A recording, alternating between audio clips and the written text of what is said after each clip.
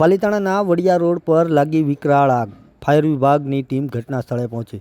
પાલિતાણા શહેરમાં આગની ઘટનાઓ બની રહી છે, ત્યારે વધુ એક આગની ઘટના પાલિતાણા શહેરમાં બનવા પામી છે, જેમાં પાલિતાણા શહેરના વડિયા રોડ પર આવેલ વાડીની વાડમાં આગ લાગવાની ઘટના બની હતી, જેમાં ઇલેક્ટ્રિક શોર્ટ સર્કિટના કારણે આગની ઘટના બની હતી. પીજીવીસીએલ દ્વારા ટ્રી કટિંગ કામગીરી ન કરતા આગની ઘટના બની હતી.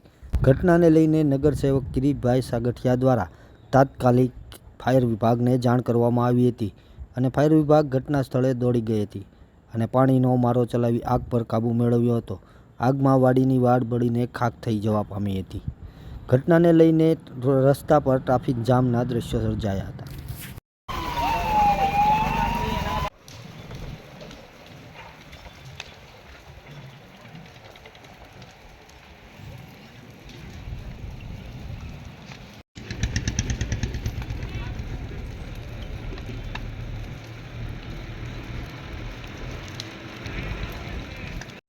લાઈટ કાપેલ છે.